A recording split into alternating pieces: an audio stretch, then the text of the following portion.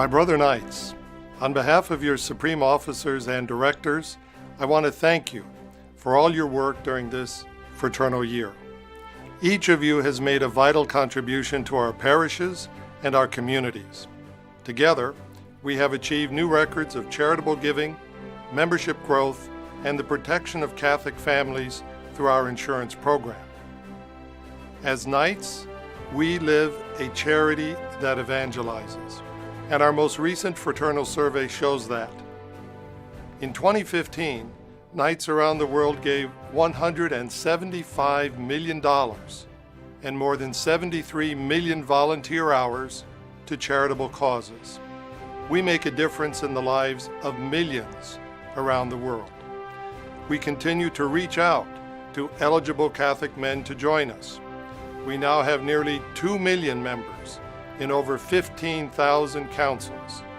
We protect Catholic families through our insurance program. In 2016, we sold more than $8.5 billion in new life insurance. And we now have $105 billion of life insurance in force, protecting the financial future of our families.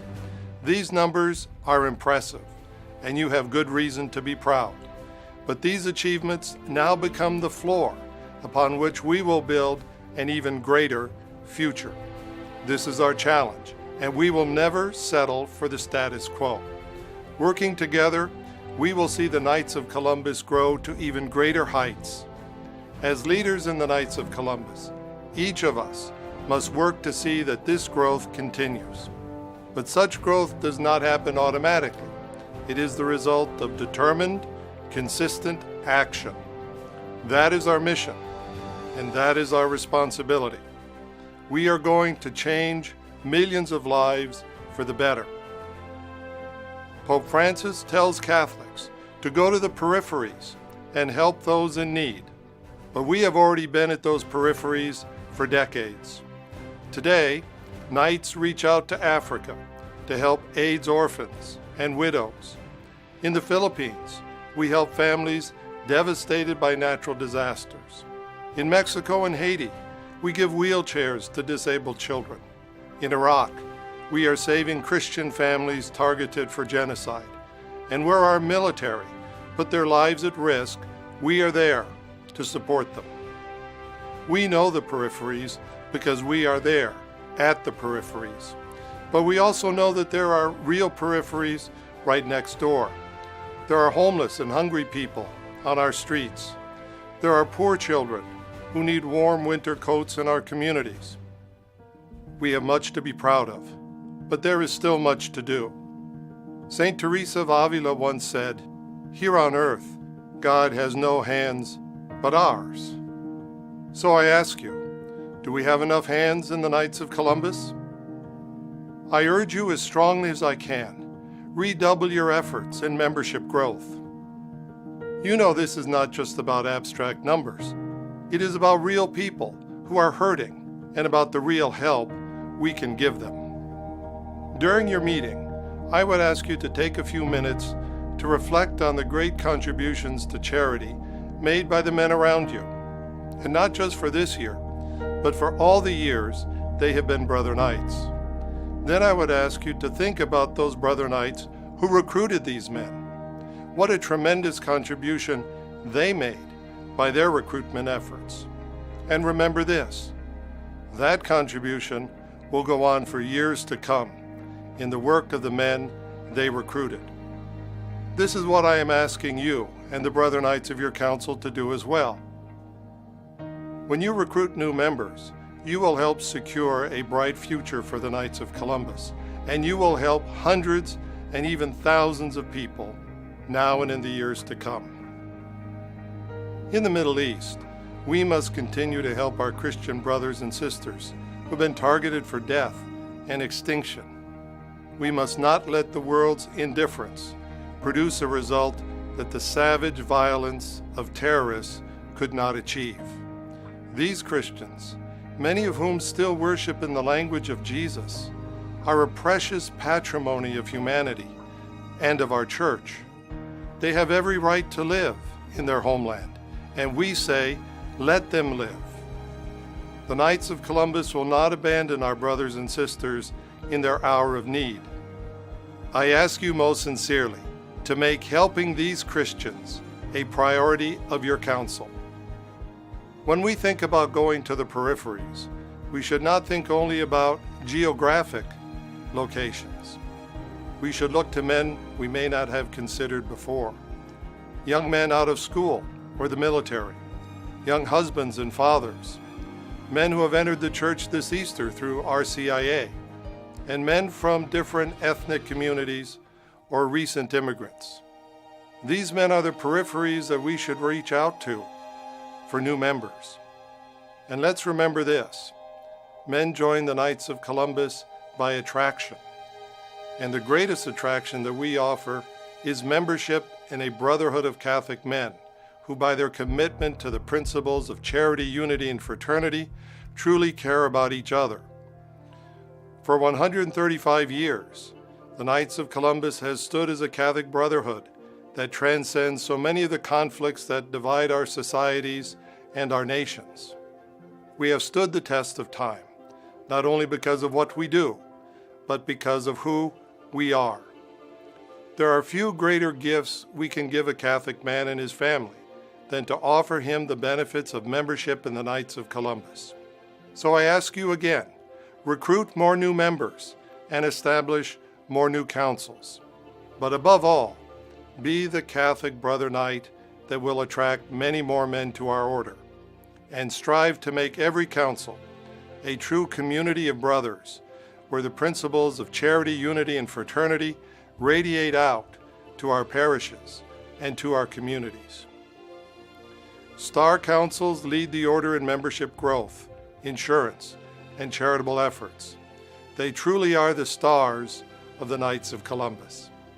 In the final weeks of this fraternal year, I encourage every council that can do so, become a star council. With our thousands of parish-based councils, the Knights of Columbus can make an even greater contribution to the life of our parishes. We can and we should be a great engine for charity in our parishes. We can and we should promote greater support for strong Catholic families. This is the goal of our Building the Domestic Church program. I urge every council to take up this initiative, to encourage members to participate in it, and to promote it within our parishes, and especially to promote our family consecration to the Holy Family. And as we strive to strengthen both family and parish life, let us remember the twin pillars of both, devotion to the Eucharist and to Our Lady. Above all, let the brother knights of your parish be known for their Catholic witness. In this way, the Knights of Columbus will become even more attractive to both pastors and to our families. Strengthening Catholic families was central to Father McGivney's vision when he founded the Knights of Columbus. Today we continue that vision through our insurance program. Once again this year, we marked a new record: 16 consecutive years of insurance growth. Through our fraternal network of professional field agents, we offer something unique: top quality financial protection provided by Brother Knights who share our values and who act on them. Our insurance sales records capped a year of achievements. Again this year, we were named a world's most ethical company by the Ethisphere Institute. We were again listed as a Fortune 1000 company. And for the 41st consecutive year, we earned the highest possible rating for financial strength, A++ Superior from AM Best. Our insurance program is different. We offer a program that puts people before profits. This is what we mean when we say insurance by Brother Knights, for Brother Knights. This distinctly Catholic insurance program is our greatest fraternal benefit, and I urge all Knights to take advantage of it. As you know, our councils sponsor thousands of charitable projects each year. But on this occasion, I would like to mention one of our most important. Recently, we placed the 760th ultrasound machine in a pro-life crisis pregnancy center. We estimate that these machines will save the lives of at least 100,000 unborn children this year alone. And these machines will go on saving lives for years to come. Just days ago, I spoke with a nurse whose center had recently received one of our ultrasound machines. She told me that the first pregnant woman to use the machine had said her mind was made up. She was going to have the abortion. But then she had the ultrasound, and as she watched the screen, she saw the child turn and wave to her. She looked up at the nurse and said, "I'm going to keep my baby."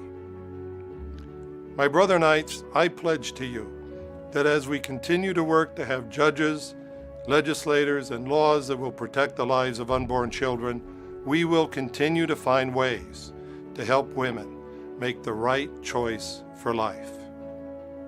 You know as well as I do that our organization has already accomplished so much good, but the challenges are great. There are so many people in need.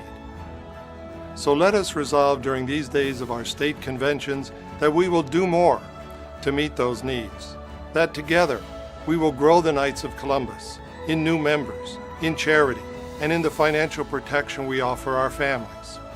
I wish you great success as you meet to plan for your next fraternal year. And as the current fraternal year comes to a close, I encourage you to run the race to the end and finish strong. May the Venerable Father Michael McGivney and Our Lady of Guadalupe continue to intercede for us. Viva Jesus!